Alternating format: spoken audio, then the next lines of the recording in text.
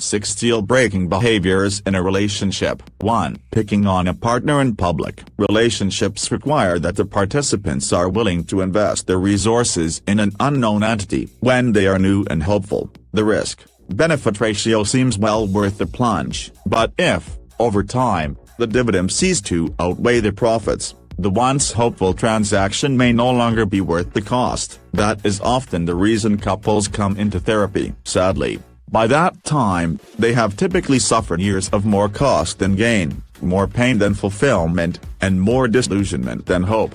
Yet, they are willing to give it one last chance. Do they still have enough energy, motivation, commitment, and hope to be able to reinvest? Many variables go into that decision, but one is most significant. What is the current ratio of negativity to positive experiences within the relationship's interactions?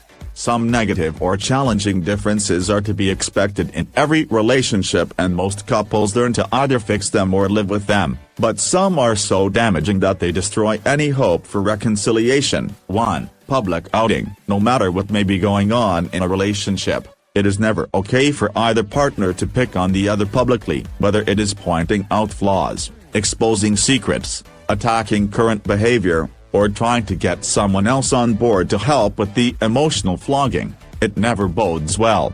People most often do this because they either want to shame their partners in hopes that it will put more pressure on them to change unwanted behaviors, or they feel safer to do that in front of others and are willing to take the consequences later. 2. Emotional blackmail. Intimate partners share their histories with each other, especially in the early moments of connection. Secrets from the past, traumas, childhood heartaches, relationship losses. New lovers are like symbolic parents to each other, eager and willing to be the ones who heal all of those wounds. Sadly, as relationships mature, these once sacred sharings can be used as emotional ammunition, dredged up by one partner to make the other feel guilty, naked, manipulated, or fearful of exposure if he or she does not comply with what is demanded. Strategic withholding, stonewalling, pouting, martyrdom, and threats of abandonment or exile are all behaviors that are used to emotionally blackmail.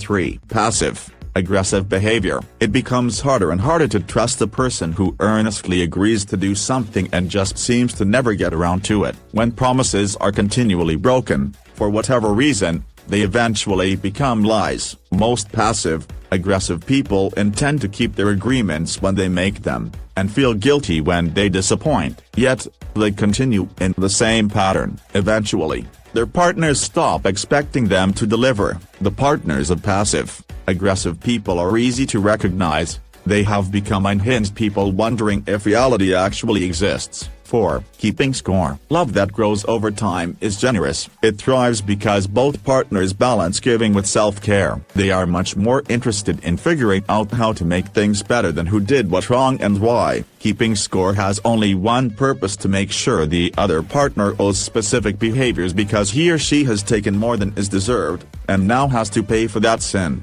The behavior most often seen in these relationships is rehashing past arguments. When a dispute is over and either a victor is named or the partners retreat from irresolvable issues, they will for certain come back later and do the whole argument again, rearmed with new energy and the desire to change the prior outcome. Round and round, they restate their positions and do not listen any more deeply than they did the first time around. 5. Intentional meanness. All couples fight and occasionally say things that are deeply hurtful to the other. When the dust settles though, they are quick to ask for forgiveness and to soothe the pain they have caused. Intentional meanness is a very different kind of behavior. The goal of that attitude and the actions that accompany it are said and done for the expressed purpose of destroying the other person. These behaviors are easy to observe and absolutely unacceptable. If they are not stopped, few relationships will survive. Some examples of intentional meanness are hitting below the belt,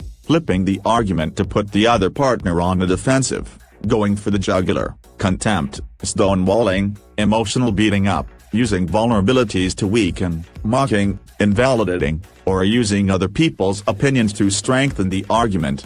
6. The relationship triangles of addictive behaviors. Having worked for many years with addictive behaviors, I understand how much harm the triangles that always exist when an addictive demon becomes the third member of a threesome. Anyone who has lived with an addict knows that he or she will always be in competition with the more powerful, seductive lover who can take the other partner away at any time. People who are addicted can be seduced into escape behaviors that exile the other partner from any power to hold them accountable to the relationship. Think Pinocchio. Say to the cat and the fox, "Just come with me and you won't have to face your heartbreaks, your loneliness, your failures, your fears, or your lost opportunities. You can do whatever you want with no responsibilities." Of course, you will eventually turn into a slave, no longer able to function in the real world, but that isn't very